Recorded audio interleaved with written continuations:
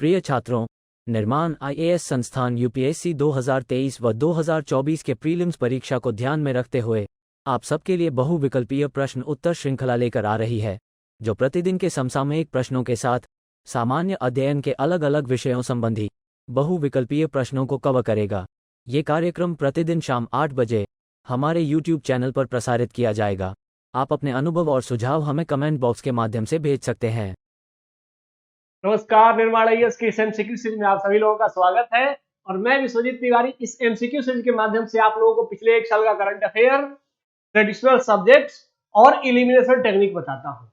Elimination technique बहुत ही जरूरी है क्योंकि बिना इलिमिनेशन टेक्निक के आप यूपीएससी के प्रश्नों को 10, 15, 20, कभी-कभी 30 उसके बाद जो प्रश्न आने लगते हैं तो वो आपको लगने लगता है कि ये प्रश्न हमारे से बनने की स्थिति में नहीं है। तो ऐसे में बहुत सारे स्टूडेंट्स गलती कर जाते हैं और चूंकि मैंने लगातार बार-बार प्रीलिम्स को पास किया है तो मुझे पता है कि यूपीएससी के ऑप्शनों को कम जानकारी के बावजूद इलिमिनेट किया जा सकता है।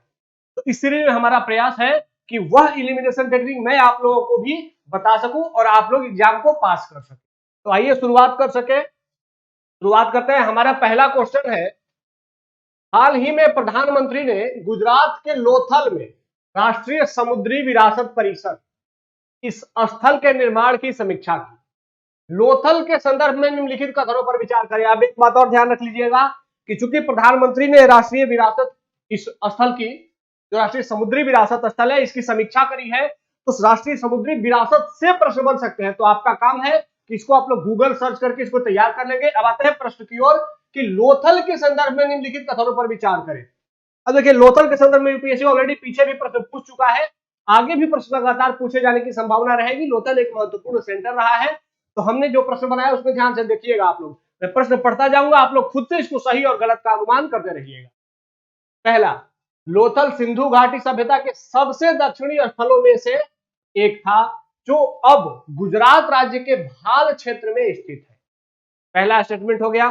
सेकंड, लोथल सिंधु घाटी सभ्यता का एकमात्र बंदरगाह शहर है। थर्ड, लोथल यूनेस्को की विश्व धरोहर स्थल की अस्थायी सूची में शामिल है। अब कह रहा है ऊपर दिए गए कथनों में से कौन सा सही है। बाकी तो आप लोग अपने से खुद से अंदाजा लगा ही चुके होंगे कि कौन सा सही होने वाला है, लेकिन आइए देखते हैं आप लोगों का अंदाजा कितना सही था।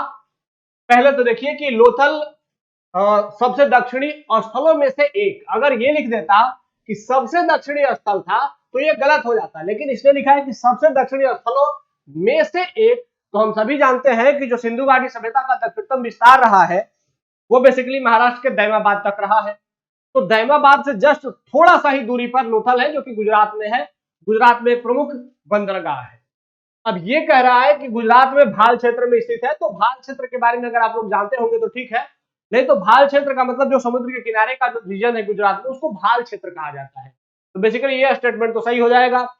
सेकेंड, लोथल सिंधु घाटी सभ्यता का एकमात्र बंदरगाह शहर है। अब जैसे ही एकमात्र शहर आ जाएगा, तो एकमात्र जैसे ही आता है वो अपने साथ कुछ ना कुछ डाउट्स लेकर के आता है और मैक्सिमम केस में एकमात्र गलत होता है। तो लोथल के साथ साथ सिंधु घाटी सभ्यता के आप सभी लोगों ने पढ़ा होगा बहुत सारे बंदरगाह थे, जैसे लोथल, तेसलपुर, सुतका गंडोर। तो ये सब जो बंदरगाह थे सिंधु घाटी सभ्यता के, ये प्रमुख बंदरगाह थे। इवन बालाकोट, सुतका गंडोर, ये सभी बंदरगाह ही थे। तो लोथल एकमात्र बंदरगाह नहीं था, हाँ, लेकिन एकमात्र गोदीवाड़ा वाला स्थल जरूर था, जो कि मिला है। हो सकता है और भी गोदीवाड़ा रहे होंगे, लेकिन अब तक जो ज्ञात शहर खोजे गए हैं उनमें से लोथल एकमात्र शहर है जहां से कि गोदीवाड़ा खोजा गया है। गोदीवाड़ा का सेंस है डॉकयार्ड, जहां पर कि समुद्र से जो जहाज आकर के माल उतारते थे तो उन माल को वहां पर पोर्ट किया जाता था, रखा जाता था। तो एकमात्र बंदरगाह शहर है, ये क्या हो जाएगा, गलत हो जाएगा। अब लोथल यूनेस्को की विश्व धरोहर स्थल की अस्थायी सूची में शामिल है। तो अब ये अस्थायी सूची, सपोज कर लीजिए कि आपको नहीं पता है कि अस्थायी सूची नहीं, लेकिन चूंकि आपने एक ऑप्शन को एलिमिनेट किया है तो इसके आधार पर देखते हैं कुछ हो रहा है। दो अगर गलत है तो यहां गलत है, यहां गलत है। अब प्रश्न होता है कि केवल एक या केवल एक ऑप्शन। इसका मतलब है कि अब आपने केवल एक ऑप्शन को एलिमिनेट करके 50% सही होने की प्रोबेबिलिटी डेवलप कर ली। लोथल यूनेस्को की विश्व धरोहर स्थल की अस्थायी सूची में शामिल है। ये भी स्टेटमेंट क्या है, ये देखिए, हाल ही में नेशनल मैरीटाइम म्यूजियम जो कि तैयार किया गया है, देखने में कितना भव्य लग रहा होगा, आप लोगों को दिख रहा होगा ये मैरीटाइम म्यूजियम। तो आइए जान लेते हैं इसको। देखिए, लोथल सिंधु घाटी सभ्यता के सबसे दक्षिणी स्थलों में से एक था, जो अब गुजरात के भाल क्षेत्र में स्थित है और यूनेस्को की विश्व धरोहर स्थल के रूप में नामित किया गया था। और अभी तक इसके आवेदन को क्या किया गया है, अभी इसके आवेदन को अस्थायी नहीं किया है यूनेस्को ने, अभी इसको वेटिंग लिस्ट में डाला हुआ है। तो अस्थायी सूची पर अभी क्या है, ये लंबित है। ठीक है, इसका मतलब है कि लोथल अभी भी हमारा विश्व धरोहर स्थल नहीं बना हुआ है। ठीक है, तो इसका मतलब क्या हो गया कि ये जो तीसरा वाला ऑप्शन है कि अस्थायी सूची में शामिल है, क्या हो जाएगा, गलत। तो आपका आंसर क्या हो जाएगा, केवल। क्लियर हुआ। अब मुझे उम्मीद है कि लोथल से जुड़ा हुआ अगर कोई प्रश्न आता है तो यहां से आप लोग बना लेंगे। ठीक है, आगे हम लोग आर्ट एंड कल्चर के और भी बहुत सारे क्वेश्चन अभी इस सेशन में डिस्कस करने वाले हैं, तो आपके आर्ट एंड कल्चर की भी बहुत अच्छी तैयारी कराने का हमारा प्रयास जरूर रहेगा। आइए आगे बढ़ते हैं। देखिए, अगला क्वेश्चन है, ये बेसिकली ज्योग्राफी का क्वेश्चन है कि समुद्री ज्वार, इसके संदर्भ में निम्नलिखित गुणों पर विचार कीजिए। अब आप लोग ज्वार भाटा तो पढ़े होंगे, तो आइए देखते हैं कि आप कितना पढ़े हैं, आपका नॉलेज कितना परिपक्व है। पहला स्टेटमेंट, ज्वार समय समय पर दिन में 1 या 2 बार समुद्र के स्तर का बढ़ना और गिरना है, जो सूर्य, चंद्रमा और पृथ्वी के घूमने के गुरुत्वाकर्षण बल के संयुक्त प्रभावों के कारण होता है। तो पहला स्टेटमेंट सही है कि गलत है, आप लोग बताएंगे। सेकंड, दुनिया में सबसे ऊंचा ज्वार कनाडा में फंडे की खाड़ी में पाया जा सकता है, जो न्यू ब्रॉसविंक की नोवा स्कोशिया से अलग करता है। ठीक है, ये फंडे की खाड़ी के बारे में जानकारी दी गई। थर्ड, अपभू काल में असामान्य रूप से उच्च और निम्न ज्वार आते हैं, जबकि उपभू काल में ज्वारीय सीमाएं कम होती है। कह रहा है ऊपर दिए ग्रंथ में से कौन सा सही है, सही कौन नहीं, कर दिया। अब आप लोगों ने खुद से सोच भी लिया होगा कि कौन सा इसका सही है, कौन सा गलत है, अगर आपने पढ़ा होगा ज्वार भाटा तो आइए देखते हैं आप लोगों ने कितना ज्वार भाटा पढ़ा है। देखिए, यहां पे पहले एक मैप देख लेते हैं। ये मैप देखिएगा ध्यान से। ये 3 स्थितियां दिखाई गई है कि जब सूर्य, चंद्रमा और पृथ्वी तीनों एक सिद्ध में होते हैं तो पृथ्वी पर 3 स्थितियां पैदा होती है। पहली स्थिति कि इन दोनों का संयुक्त जो ग्रेविटेशनल फोर्स है, जो गुरुत्वाकर्षण बल है, दोनों का संयुक्त गुरुत्वाकर्षण बल क्या करता है, गुरुत्वाकर्षण बल पृथ्वी की ओर, गुरुत्वाकर्षण बल पृथ्वी पर जो भी जल राशि है उसको अपनी ओर आकर्षित करता है।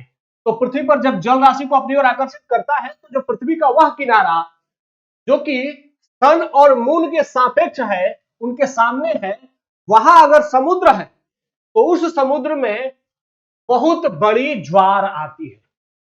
यह स्थिति क्लियर हो गई आपकी। पहली स्थिति यह है कि अगर सूर्य, चंद्रमा और पृथ्वी तीनों एक सिद्ध में है तो सूर्य और चंद्रमा का जो ज्वारीय गुरुत्वाकर्षण बल है, वह पृथ्वी का वह क्षेत्र अगर वो समुद्र है या कोई बड़ी नदी है या कोई बड़ा सागर है तो वहां पर बहुत बड़ी ज्वार की स्थिति पैदा होती है। पहला कंडीशन ये हो गया। दूसरा कंडीशन कि जब आप पानी को बहुत जोर से खींचेंगे तो पानी क्या करेगा, अपना तल ढूंढेगा। जैसे मैंने ये यहां पे एक पानी बना दिया, ठीक है, आपने सपोज करिए पानी को खींचा बहुत जोर से, इधर आप पानी को खींच रहे हैं तो पानी का तल इधर ऐसे उठ गया, दिख रहा है आप लोगों को ध्यान से। अब ये पकड़ अगर थोड़ी सी भी कमजोर होगी तो पानी क्या करेगा, बहुत तेजी से वापस अपनी स्थिति में आने के लिए वापस बैक मारेगा, दिख रहा है ना। तो ऐसे में जब बहुत तेजी से वापस आएगा तो क्या करेगा, पानी उसके बैक साइड में भी बहुत तेज गति से उछलेगा। ये आप लोगों को दिख रहा है ध्यान से। तो ऐसे में सूर्य और चंद्रमा का आकर्षण बल जब इसे बहुत तेजी से खींच रहा है तो उसी के साथ साथ पानी बहुत ही तेजी से अपने तल को ढूंढने के लिए पीछे की ओर धक्का भी मार रहा है। ठीक है, तो ऐसे में क्या होगा, जो पृथ्वी से दूर का भाग है, यहां तो वो खींच रहे थे लेकिन थोड़ा ढीला पड़ा, तो पृथ्वी से दूर का भाग जहां भी है वहां पर पानी बहुत तेज झटके से आगे निकल जाएगा। तो अब क्या होगा कि अब पृथ्वी से जो दूर वाला भाग है वहां पर भी उच्च ज्वार आएगा। समझ रहे हैं आप लोग? चीजों को समझ रहे हैं? क्लियर हो रहा है? Very good. अब तो इसका मतलब है कि अगर पृथ्वी, चंद्रमा और सूर्य तीनों एक सिद्ध में होते हैं तो ऐसे में ग्रेविटेशनल एंड सेंट्रीफ्यूगल फोर्स दोनों मिलकर के, अपकेंद्रीय बल और गुरुत्वीय बल दोनों मिलकर के क्या करते हैं, पृथ्वी के दोनों किनारों पे सूर्य और चंद्रमा की ओर वाला और विपरीत दिशा वाला दोनों दिशाओं में उच्च ज्वार की स्थिति पैदा करते हैं। चीजें क्लियर हो रही हैं? मुझे उम्मीद है चीजें समझ में आ रही होंगी। तो ये तीनों कंडीशन, मेनली कंडीशन यही है, इसी को दो स्थितियों में दिखाया गया है। चीजें क्लियर हो गई आप लोगों को? तो ये होता है जब बहुत ऐसी स्थिति पैदा हो जाती है जब सूर्य, पृथ्वी और चंद्रमा तीनों एक सिद्ध में होते हैं। आइए और आगे देख लेते हैं। यहां देखिए, ये सन है। अब सन ने पृथ्वी की ओर अपना गुरुत्वाकर्षण प्रभाव खींचा, तो सन के सामने जो जल है वो क्या हो जाएगा, खिंच जाएगा। ठीक है, तो वहां पे ज्वार आएगा। लेकिन अगर सन के सामने यहां पर मून 90 डिग्री पर है, मतलब पृथ्वी बीच में है, सूर्य इधर में है, चंद्रमा उधर है, तो चंद्रमा और सूर्य के गुरुत्वाकर्षण बल के बारे में आप लोगों ने अगर पढ़ा होगा तो पृथ्वी से चंद्रमा बहुत अधिक नजदीक है सूर्य की तुलना में, इसीलिए पृथ्वी पर चंद्रमा का गुरुत्वाकर्षण बल सूर्य की अपेक्षा अधिक लगता है। तो चंद्रमा का गुरुत्वाकर्षण बल सूर्य से अधिक पावरफुल होता है, तो इसीलिए सूर्य ने पानी को खींचना शुरू भी किया, उसके बावजूद चंद्रमा का गुरुत्वाकर्षण बल लगा और पृथ्वी का पानी उधर की ओर खींच गया। तो जब पानी जोर से उधर की ओर खींचेगा, इधर वाला बल कम काम करेगा, तो क्या होगा कि इधर से पानी सिकुड़ जाएगा और कुछ पानी इधर आ जाएगा, कुछ पानी इधर आ जाएगा। होगी ना ऐसी स्थिति? यह बल कम काम कर रहा है, इधर से खींचने वाला बल कम काम कर रहा है, इधर से खींचने वाला ज्यादा काम कर रहा है। तो यहां पर जो पानी का बराबर तल था वह क्या हो जाएगा कि दोनों साइड से पानी सिकुड़ जाएगा और दोनों किनारों की ओर फैल जाएगा। जिधर खींचा जा रहा है उधर फैल जाएगा और एक दूसरा उसका विपरीत साइड में फैल जाएगा। विपरीत साइड वाला बात को हमने पीछे समझा दिया है अभी। तो ऐसे में जब यह कंडीशन पैदा होती है अगर कि पृथ्वी, सूर्य और चंद्रमा ये तीनों अगर समकोण पर होते हैं, तो ऐसे में चंद्रमा की ओर पृथ्वी पर उच्च ज्वार आते हैं, जबकि सूर्य की ओर, देखिए यहां पे सूर्य की ओर लो टाइड मतलब निम्न ज्वार आता है और चंद्रमा की ओर हाई टाइड आता है। ये तीन चीजें, ये कंडीशन आप समझ गए पूरा? ठीक है, आइए आगे बढ़ते हैं। अब प्रश्न को ध्यान से देखिएगा। अब मुझे उम्मीद है कि आप लोग इस टॉपिक को बढ़िया से समझ गए होंगे जो कि मैं बताना चाह रहा था। अब प्रश्न कह रहा है कौन सा सही है।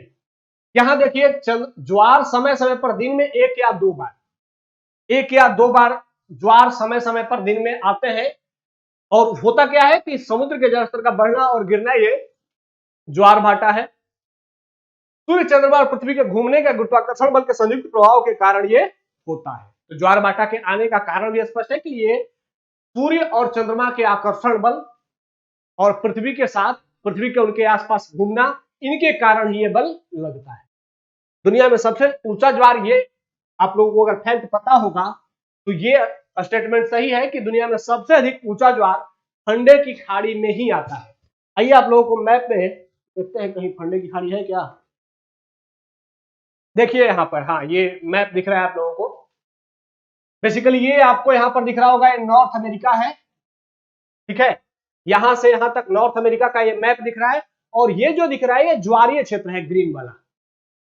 यहां पे देखिए ये फंडे की खाड़ी है और इस फंडे की खाड़ी में यहां कनाडा है ऊपर और नीचे अमेरिका है। यहां पर फंडे की खाड़ी के पास यहां पर बहुत तेज ज्वार आता है।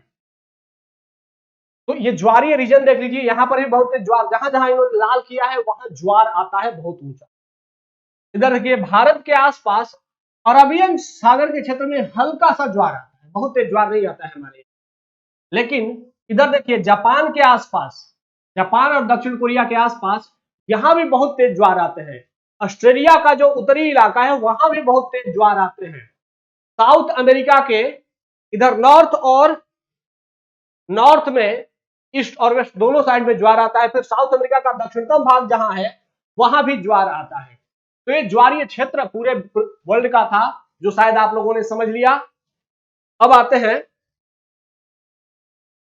देखिए यहां से इसको जान लेते हैं बेसिकली कि ज्वार दिन में 1 या 2 बार समुद्र के स्तर में आवधिक वृद्धि और गिरावट है, जो सूर्य और चंद्रमा के गुरुत्वाकर्षण बल के पृथ्वी के घूर्णन के संयुक्त प्रभाव के कारण होता है। ये आप लोग समझ गए हैं।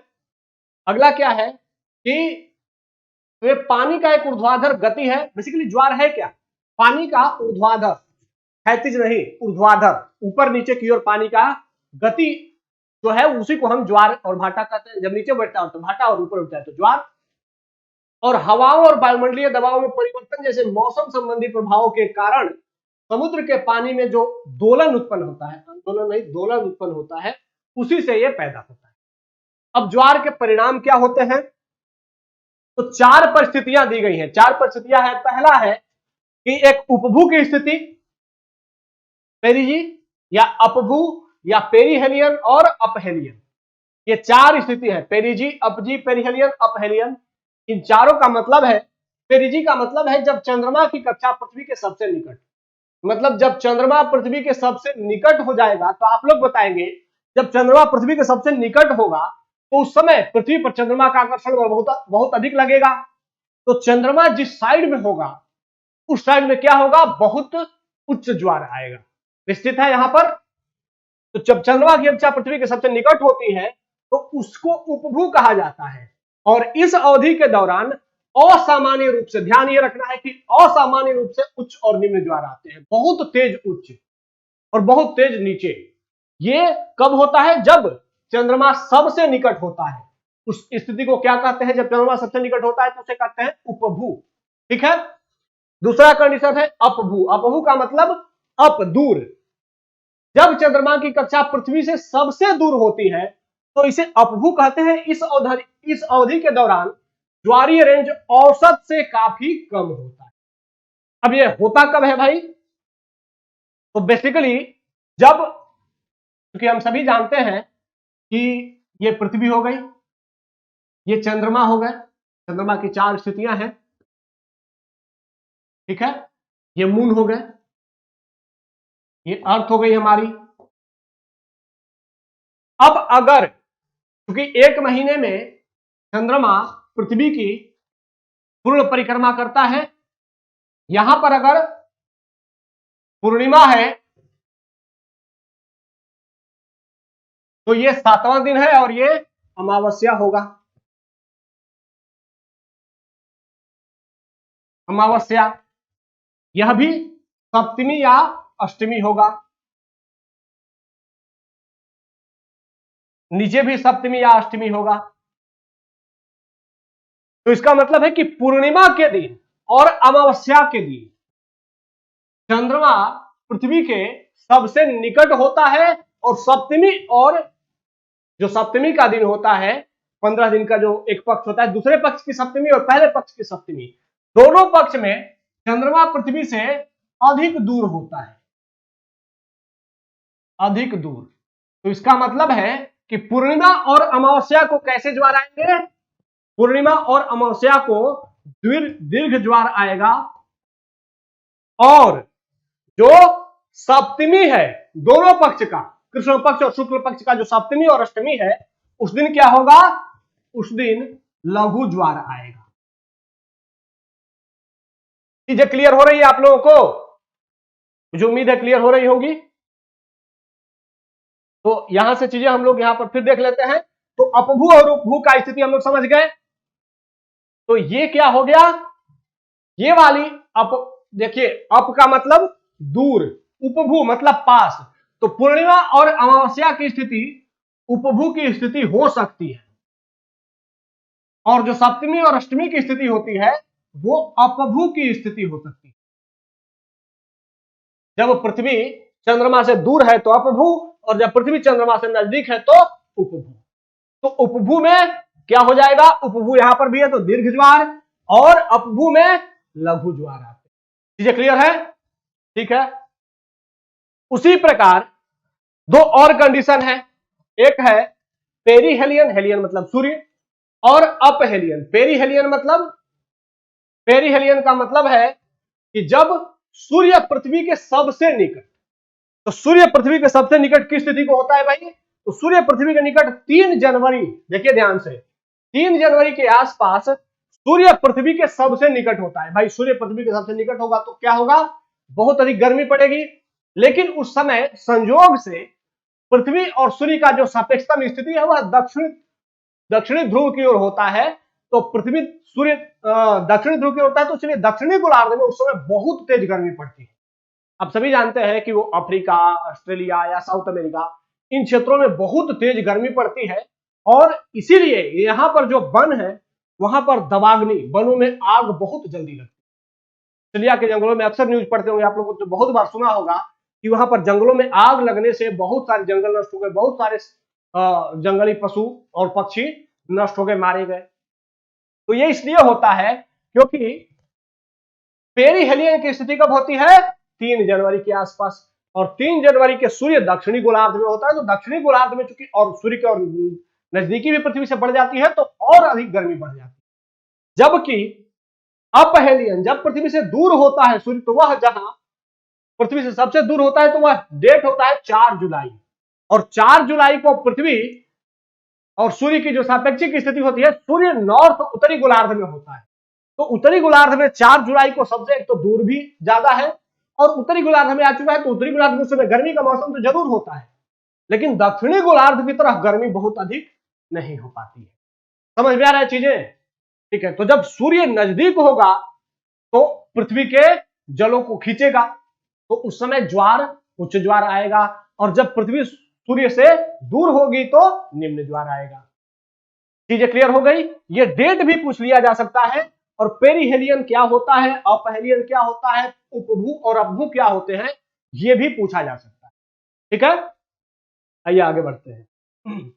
अब देखिए अगला क्वेश्चन है, हाल ही में लहरागागा, ये पंजाब का एक स्थल है, वहां पर पंजाब में एशिया के सबसे बड़े संपीड़ित जैव गैस, कंप्रेस्ड बायोगैस संयंत्र का उद्घाटन किया गया। अब पंजाब के लहरगागा शहर में कंप्रेस्ड बायोगैस का वहां पर क्या किया गया है, संयंत्र उद्घाटित किया गया है। संपीड़ित बायोगैस के संदर्भ में निम्नलिखित कथनों पर विचार करें। अब इस शहर का नाम आपको पता होना चाहिए, हो सकता है पूछ लिया जाए, यूपीएससी यही पूछ ले कि भारत का पहला और एशिया का सबसे बड़ा संपीड़ित जैव गैस संयंत्र कहां स्थापित किया गया है। तो ये आपको पता होना चाहिए कि ये पंजाब के लहरागागा में स्थापित किया गया। अब प्रश्न है कि संपीड़ित जैव गैस के संदर्भ में निम्नलिखित कथनों पर विचार करें। मैं पढ़ता जाऊंगा, आप लोग सही और गलत बताते जाएंगे, अंदाजा लगाते जाएंगे। पहला स्टेटमेंट, इसमें मुख्य रूप से गैसीय रूप में मीथेन होती है। ठीक है। दूसरा, कार्बन डाइऑक्साइड और हाइड्रोजन सल्फाइड, इसको हटाने के बाद बायोगैस को संपीड़ित किया जा सकता है।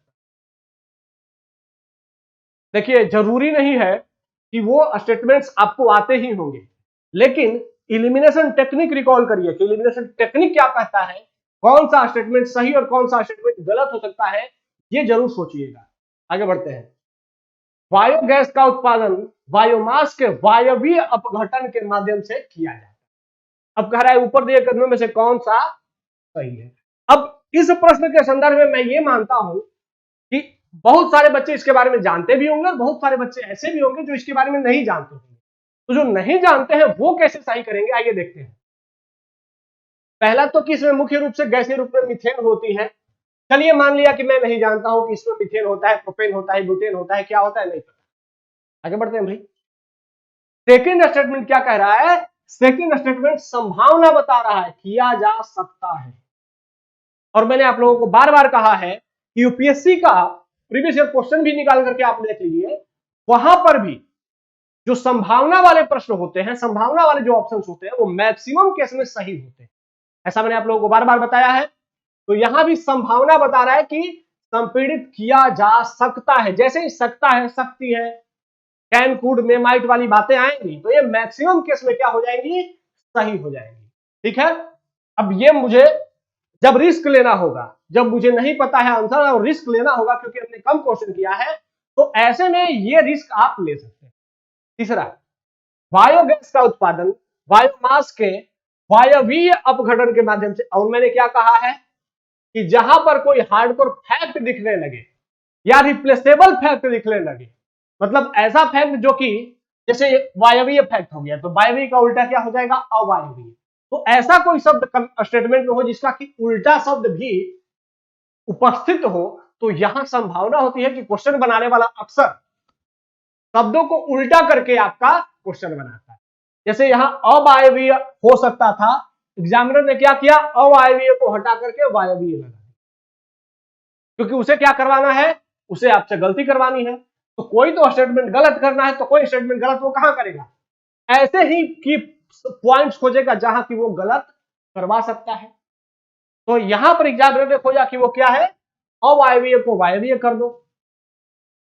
तो ऐसे स्थलों की पहचान करा करिए स्टेटमेंट्स पढ़ते समय जहां पर कि गलत होने की संभावना है। ठीक है, तो तीसरा स्टेटमेंट अगर गलत हो रहा है, दूसरा सही हो रहा है, पहले के बारे में पता नहीं है, तीसरा अगर क्या हो रहा है, गलत, तो तीसरा गलत हो रहा है तो केवल 3 गलत, ये भी गलत, ये भी गलत। आपका आंसर क्या निकल गया, केवल 1 और 2। अब आइए जान लेते हैं ये होता क्या। बेसिकली जो कंप्रेस्ड बायोगैस होता है, बायोगैस क्या होता है, अब सभी लोग जानते हैं, जो हमारे यहाँ जैविक अवशेष होते हैं, गोबर हो गया या फिर लकड़ी उकड़ी, ये जो सड़ बढ़ गए, इनके सड़ने गलने से जो ऊर्जा पैदा होती है, जो गैस पैदा होती है, उसको कहते हैं हम बायोगैस। अब बायोगैस को क्या किया गया है, कंप्रेस्ड कर दिया गया। कंप्रेस मतलब दबा करके, और क्या किया, किसी सिलेंडर में भर दिया गया, तो वह हो गया कंप्रेस्ड बायोगैस। इसका अर्थ है hydrogen gas, hydrocarbon gas, sorry, और हाइड्रोकार्बन मतलब ईंधन से जुड़ा हुआ गैस और वाष्प का मिश्रण। तो यहां पर हाइड्रोकार्बन गैस में मुख्य रूप से इसमें होता कौन है, तो हाइड्रोकार्बन गैस में मुख्य रूप से इसमें मीथेन होता है। कंप्रेस्ड बायोगैस में मुख्य रूप से मीथेन होता है, और जो आपके यहां कंप्रेस्ड जो लिक्विड खाना बनाने के लिए एलपीजी सिलेंडर आता है, उसमें मुख्य रूप से क्या होता है, उसमें मुख्य रूप से ब्यूटेन होता है। ठीक है, तो इसमें क्या होता है कि इसमें जानवर या पौधे या कचरे के जो भी कुछ अवशेष होते हैं, उन्हीं का अपघटन करके, उन्हीं को सड़ा करके, और फिर वहां से जो गैस निकलता है उसी को टंकी में फुल कर दिया जाता है, भर दिया जाता है, स्टोर कर दिया जाता है।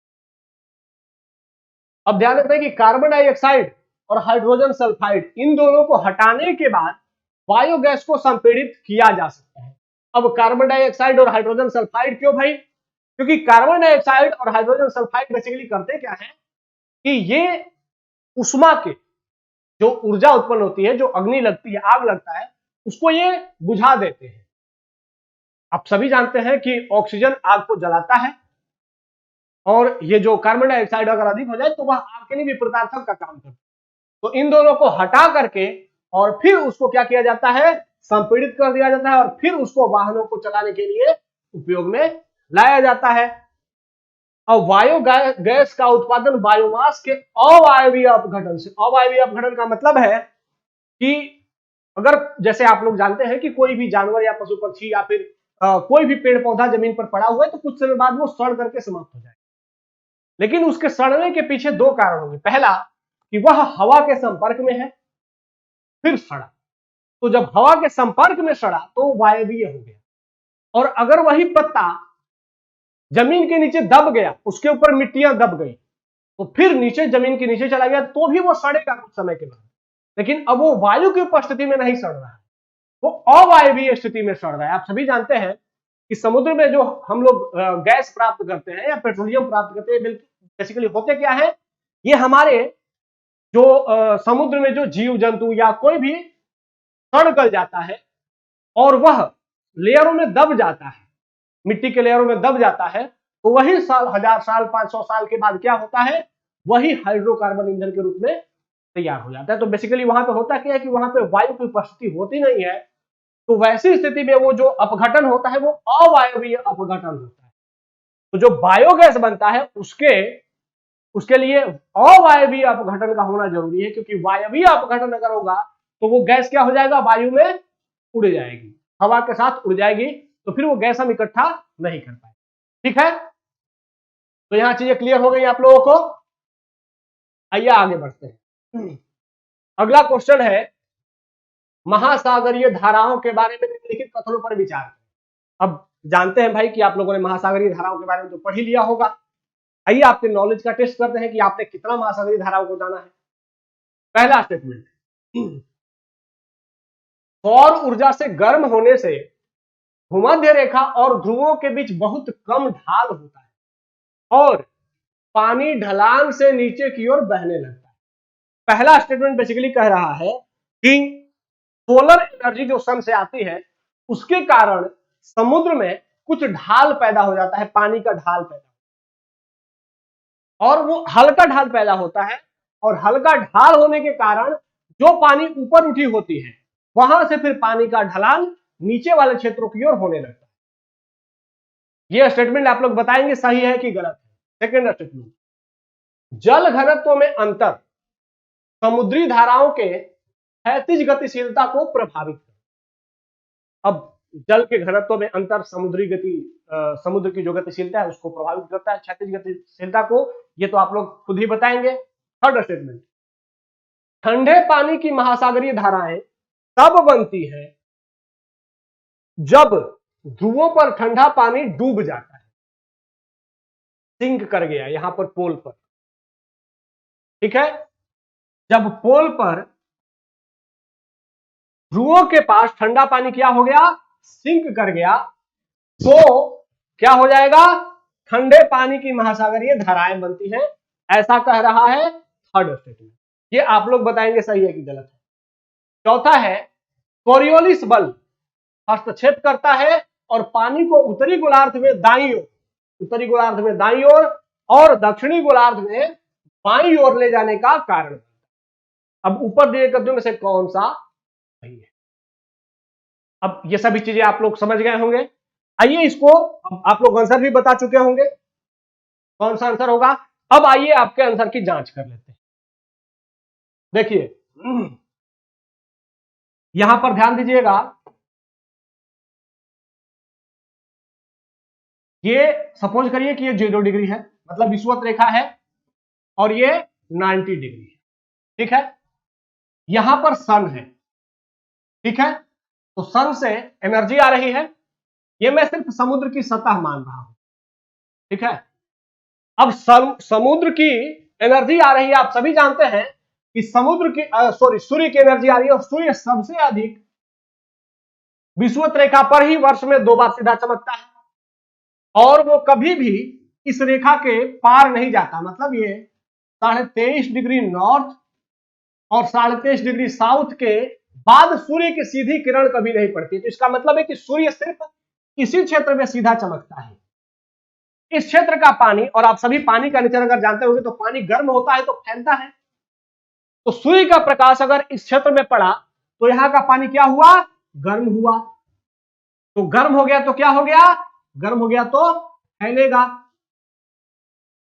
तो गर्म होकर के फैलेगा तो फैल गया, तो ऊपर की ओर भी उठ गया, पानी ऊपर की ओर उठ गया। यहां क्या हो रहा है, यहां पर वर्ष भर ठंडा है, 0 डिग्री के आसपास टेम्परेचर है, तो वर्ष भर यहां पर ठंडा है। तो पानी जब ठंडा होगा, ठंडा मतलब ठंडा होने के बाद कोई चीजें भारी हो जाती हैं, तो ठंडा होगा तो भारी होगा, भारी होगा तो फिर वो नीचे की ओर बैठ जाएगा। ठीक है, तो ये एक ढलान बन जाएगी, और जब ढलान बन गई तो हम सभी जानते हैं पानी क्या करता है, पानी अपना तल ढूंढता है।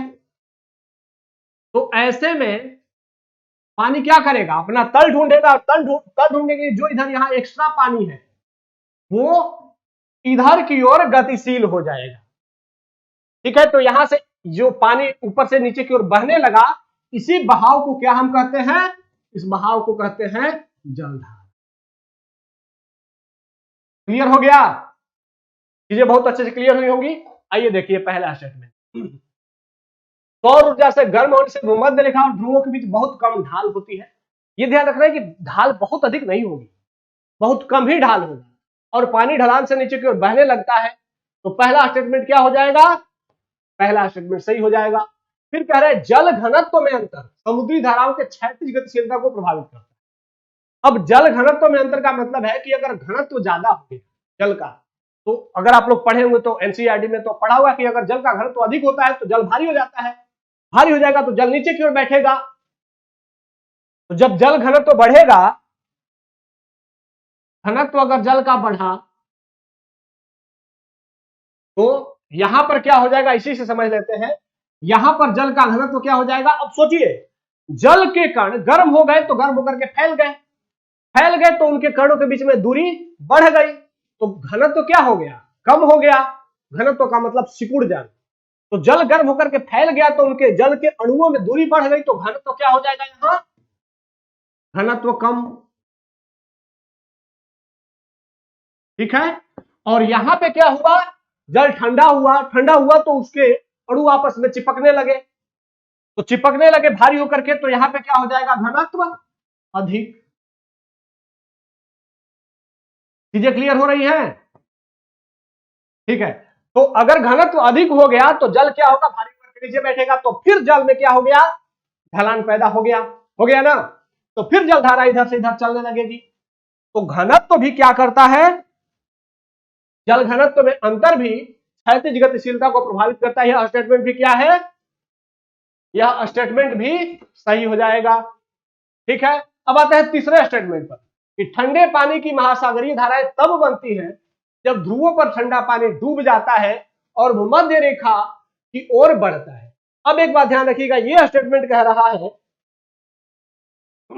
आप लोग अगर जानते होंगे, मैं एक मैप बना रहा हूं, ध्यान से इसको देखिएगा।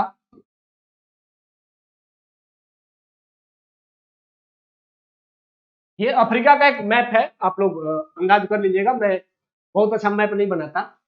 यहां पर एक जो करंट चलता है, ये करंट का नाम है कनारी करंट। आप लोग पढ़े होंगे, कनारी की जलधारा, कनारी जलधारा। बेसिकली कनारी जलधारा ये कैसी जलधारा है, ये ठंडी जलधारा है। और ये ठंडी क्यों है, ठंडी क्यों है, क्योंकि यहां से नीचे से ठंडा पानी ऊपर उठता है, और नीचे से ठंडा पानी जब ऊपर उठता है तो क्या करता है, सतह को ठंडा कर देता है।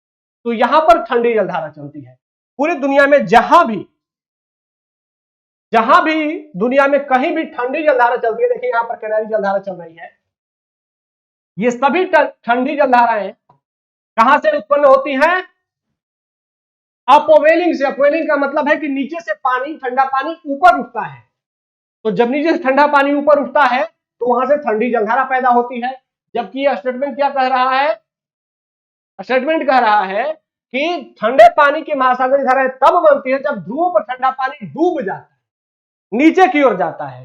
अरे भाई, पानी जब नीचे की ओर जाएगा तो क्या हो जाएगा, गर्म पानी उसका स्थान ले लेगा ना। हमने देखा ना इसको कि जब पानी यहां देखिएगा, जब पानी यहां पर डूब रहा था तो गर्म पानी यहां से इधर जा रहा था, उसका स्थान ले रहा था, तो ये करंट कैसी थी, गर्म करंट थी। तो यह ठंडी जलधारा यहां नहीं बन पाएगा। तो ठंडी जलधारा कहां बनेगा, जहां पर कि पानी नीचे से ऊपर की ओर निकल रहा है। ठीक है। तो ये थर्ड स्टेटमेंट क्या हो जाएगा, गलत हो जाएगा। तो थर्ड स्टेटमेंट गलत हो गया। फिर चौथा स्टेटमेंट, कोरियोलिस बल हस्तक्षेप करता है और पानी की उत्तरी गोलार्ध में दाईं ओर, ये तो आप सभी लोगों ने पढ़ा है, जलधारा का मैप अगर आप लोग देखेंगे तो यहां देख लीजिएगा, उत्तरी गोलार्ध में ध्यान दीजिए। उत्तरी गोलार्ध में बेसिकली ये पानी उत्तरी गोलार्ध है, यहां से ये दाईं ओर घूम गया, ये अपने दाईं ओर, ये अपने दाईं ओर। दक्षिणी गोलार्ध में देखिए बाईं ओर। लेकिन ये बाईं ओर घूमने का कारण क्या है, कोरियोलिस फोर्स। तो उत्तरी गोलार्ध में अपने दाईं ओर, दक्षिणी गोलार्ध में अपने उत्तरी गोलार्ध में दाईं ओर, दक्षिणी गोलार्ध में बाईं ओर पानी कोरियोलिस बल के कारण घूम जाता है। तो ये स्टेटमेंट बेसिकली सही है। ठीक है। इसका आंसर एक्चुअली चौथा स्टेटमेंट सही है। इसका टाइपिंग करते समय थोड़ा सा इरर हो गया है। इसका आंसर है पहला, दूसरा और चौथा। पहला, दूसरा और चौथा, ये बेसिकली ये यहां पर 4 होना चाहिए था, 3 हो गया है। तो महासागरीय धाराएं आप लोग क्लियर हो गई।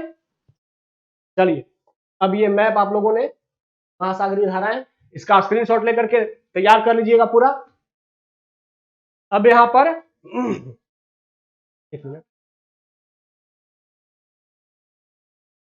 बेसिकली ये समुद्र के तापमान के क्षैतिज और ऊर्ध्वाधर वितरण के संदर्भ में ये प्रश्न है, और इस प्रश्न का उत्तर आप ही लोगों को करना है, मैं सिर्फ पढ़ देता हूं, ठीक है। आप लोग कमेंट में बताइएगा, उसके बाद फिर मैं इसके बाद आप लोगों की तैयारी का लेवल के अनुसार मैं आगे के प्रश्नों का निर्धारण करूंगा, ठीक है। ये चूंकि आपके लिए जरूरी है कि मैं जान सकूं कि आप लोगों की तैयारी का स्तर क्या है। स्टेटमेंट है कि समुद्र के तापमान के क्षैतिज और ऊर्ध्वाधर वितरण के संदर्भ में निम्नलिखित कथनों पर विचार करें। पहला स्टेटमेंट, महासागरों के सतही जल का औसत तापमान लगभग 35 डिग्री सेंटीग्रेड है और यह भूमध्य रेखा से ध्रुवों की ओर धीरे धीरे घटता जाता है। सेकेंड स्टेटमेंट, उत्तरी गोलार्ध के महासागरों में दक्षिणी गोलार्ध की तुलना में अपेक्षाकृत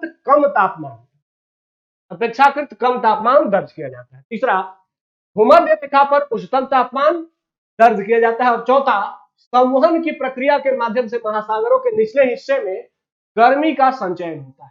अब कह रहे हैं ऊपर दिए गए में से कौन सा गलत है, आप लोग ही इसका ये स्क्रीनशॉट ले लीजिए और आप ही लोग इसका आंसर कमेंट बॉक्स में बताएंगे, क्योंकि आज हमने थोड़े कम क्वेश्चन डिस्कस किए हैं थोड़ी जल्दी के कारण, लेकिन आप लोग इसका आंसर करिए, फिर उसके बाद हम इसके आगे की रणनीति के साथ इसको कंटिन्यू करेंगे, ठीक है। तो इस सेशन में आप लोगों से इतना ही, धन्यवाद, जय हिंद।